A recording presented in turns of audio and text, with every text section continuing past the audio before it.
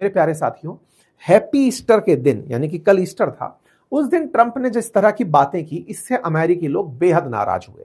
लोगों ने इस बात पर अपनी सबसे पहले तो प्रतिक्रिया दी कि स्ट्रेट ऑफ हॉर्मुज हमारे लिए बवाल नहीं है, आपकी भाषा की मर्यादा है। आप इस तरह की बातें लिख रहे हैं अमेरिकी राष्ट्रपति होकर कि आपके खिलाफ महाभियोग चलाए जाने का कंटेंट पर्याप्त मात्रा में उपलब्ध है, क्योंकि यह माना जाता है कि अगर कोई व्यक्ति पागल हो गया है यानी कि उसका दिमाग सही नहीं है तो उसके खिलाफ महाभियोग लाया जा सकता है। तुम्हारी हरकतें पागलों वाली हो गई हैं। इस तरह से लोगों ने इन्हें उठा उठा करके कि साहब ये अब हटाए जाने वाले एग्जीक्यूटिव ऑफिस से हटाए जाने लायक पर्याप्त मटेरियल दे चुके हैं, ये पागल हो चुके हैं। और इस बात को सीएनएन नाम के एक अमेरिकी चैनल ने बहुत बखूबी उठाते हुए कहा, और यह पत्रकार की जो भाषा की मर्यादा थी, जिसमें उन्होंने अपनी बातें रखते हुए कहा कि ट्रंप ने जो बातें कही उन बातों को बच्चे ना सुने, और ये बात बोलते हुए निकल गए कि अगर बच्चे ये देख रहे हैं तो कृपया करके सूचित रहें कि president didn't use polite language, कि उन्होंने भद्रता का परिचय नहीं दिया है। इन्होंने बकायदा इस बात का, ट्रंप सीएनएन के बेहद खिलाफ है और सीएनएन को वो झूठा मीडिया कहते हैं। वास्तविकता में सीएनएन को ही परमिशन मिली हुई है ईरान में ग्राउंड रिपोर्ट करने की, और सीएनएन के खिलाफ ट्रंप मतलब भर भर के बोलते हैं। ट्रंप की जो आजकल फुटेज आती है एक्सक्लूसिवली, वो फॉक्स के पास आती है, अमेरिका का एक और मीडिया हाउस है। खैर, तो इस तरह से इन्होंने अपनी बातें रखी, तो खूब सारे अमेरिकियों ने इन्हें अपने अपने स्तर पर भला बुरा कहना शुरू किया कि साहब ये तो इन्होंने हद ही कर दी है। मतलब ये एक तरह से दिखाता है कि ट्रंप कितना डेस्परेटली ये चाहते हैं, और ये अगर ऐसी स्थिति में रहे तो वाकई में अब इन्हें पद पर ही हटा दिया जाना चाहिए। लेकिन ट्रंप तो ट्रंप है। उन्होंने कल रात होते होते फिर से लिख दिया ट्यूसडे 8 PM ईस्टर्न टाइम, यानी कि यह बताने का प्रयास कि पहले 48 घंटे तुम्हारे मंडे को पूरे हो रहे थे, अब मैं ट्यूसडे को कर रहा हूं और फिर तुम्हारे साथ कुछ करूंगा। इस बीच में आज रात 10 बजे, ये 6 अप्रैल 1 PM के हिसाब से बात हो रही है, तो वही 11 घंटे के अराउंड रात को लगभग 10:30 बजे अमेरिका के अंदर राष्ट्रपति ट्रंप के द्वारा अपने ऑफिस के साथ एक न्यूज कॉन्फ्रेंस की जाएगी। तो हो सकता है कि उसमें वो अपनी तरफ से कोई बात रखें। इन बातों में ये अपनी तरफ से डींगे हाँक सकते हैं कि इन्होंने पायलट्स को कैसे बचाया, ये इनके दुनिया के सामने प्रेशर टैक्टिक रख सकते हैं कि हमने ईरान को बिल्कुल तबाह कर दिया है, हमने उनके पूरे इंफ्रास्ट्रक्चर तबाह कर दिए हैं और अब ईरान हमसे बातचीत के लिए मरा जा रहा है। बातचीत की कहानी क्या है कि इस पूरे की पूरे प्रेशर टैक्टिक के पीछे पाकिस्तान, इजिप्ट और तुर्की लगे हुए हैं कि कैसे ना कैसे करके इसे सीज फायर में कन्वर्ट करा लिया जाए। चर्चा है हलकों में कि 45 दिन के सीज फायर के अनाउंसमेंट की सूचना मिल सकती है। हो सकता है कि ट्रंप आज रात को आए तो ये कह दें कि ईरान खुद 45 दिन के लिए तैयार हो गया है। आप कहेंगे कि ईरान तो इनके मजे ले रहा है, तैयार कैसे हो गया? और ये ट्रंप जिस तरह की भाषा का प्रयास कर रहे हैं, ईरान तो तैयार ही नहीं हो सकता।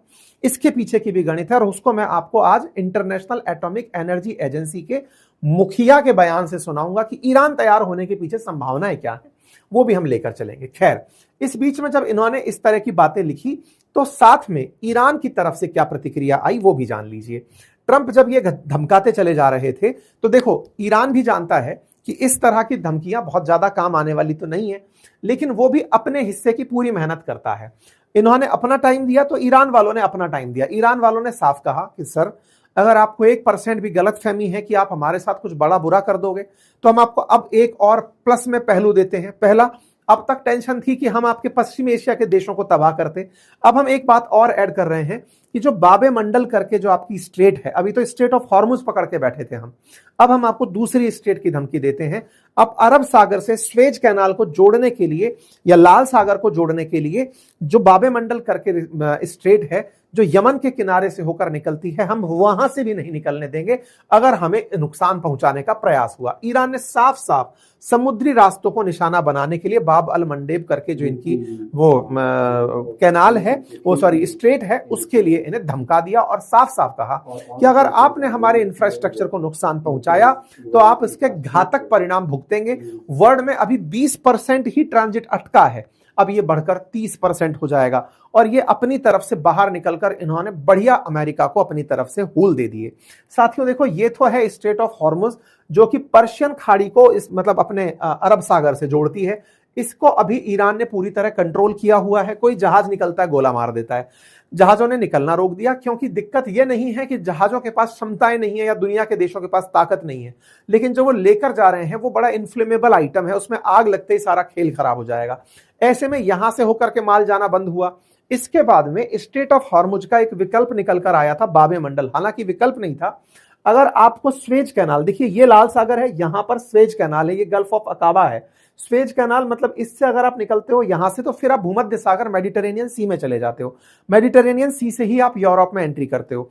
तो असल में यूरोप जाने का जो पूरा रास्ता है, इस रास्ते से लगभग 10% ट्रेड होता है तेल का। तो आप इसे ऐसे समझिए, देखिए ये भूमध्य सागर है जिसमें इटली, ग्रीस, स्पेन, पुर्तगाल, फ्रांस जैसे देश जुड़े हुए हैं। इन्हें अगर भारत से व्यापार करना होता है तो एकमात्र यही रूट है जिसके थ्रू व्यापार होता है।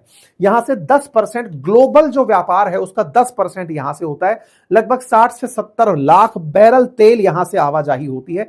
स्वेज कैनाल के जरिए ही यूरोप एशिया से कनेक्ट करता है। ये रहा यूरोप और अपन बैठे एशिया में, तो यह यहीं से होकर आता है। इसको इन्होंने टारगेट बनाने की बात कर दी। क्या ये बना पाएंगे? बिल्कुल बना पाएंगे। कैसे? असल में ईरान जब यहां से नीचे उतर के डियागो गार्सिया तक गोला फेंक सकता है, तो ईरान के द्वारा यहां पर गोला फेंकना बहुत मुश्किल टास्क नहीं है। क्या ईरान इतना प्रिसाइज जगह अटैक कर सकता है? बिल्कुल कर सकता है, क्योंकि यहां पर कोई आयरन डोम या फिर पैट्रियट मिसाइल नहीं खड़ी है। वो तो यहां जाते हुए जहाजों को निशाना खुद से भी बना सकता है। और इस यमन नामक देश में ईरान के सिंपैथाइजर प्रॉक्सीज बैठते हैं हूती नाम से। उन हूतियों को कहा जा सकता है कि आप यहां पर गोला बरसाएं। तो एक प्रकार से यह बात होती दिख रही है। और क्या इस बात में सच्चाई है? बिल्कुल है, क्योंकि यदि यह रास्ता बंद होता है तो फिर ट्रेड के लिए एक ही रास्ता बचेगा, और वो ये है कि यूरोप के देशों को रोटरडैम नीदरलैंड वाले रास्ते से होकर Cape of Good Hope South Africa होते हुए लौटना पड़ेगा, जो कि कम से कम यात्रा के दिनों में 9 दिन की वृद्धि कर देंगे। और नॉटिकल माइल्स में बात करी जाए तो 3,500 समुद्री मील यात्रा के लिए बढ़ जाएंगे, तब जाकर यात्रा हो पाएगी। यानी दुनिया के ऊपर बहुत सा संकट आ जाएगा। क्या यह संभव है? बिल्कुल संभव है, क्योंकि यमन के हूतियों ने 2 तारीख के दिन ही कह दिया था कि हम अब बाबे मंडल पर हमले करने के लिए तैयार हैं। तो प्यारे साथियों, जहां आप मुझे सुन रहे हैं उसके नीचे एक सब्सक्राइब का बटन दिया हुआ है, जिसे दबाने में कोई खर्च नहीं आता। आपका समय लगता है 2 सेकंड का, लेकिन आपकी ये 2 सेकंड की कीमत हमारे लिए हौसला बनती है। अगर आप इस छोटे से काम को करते हुए आगे बढ़े तो ये हमारे लिए बहुत ही सकारात्मक रहेगा, हमारे हौसले को बढ़ाएगा, हम आप तक और अच्छा काम लेकर पहुंचेंगे, ये और सुनिश्चित करेगा।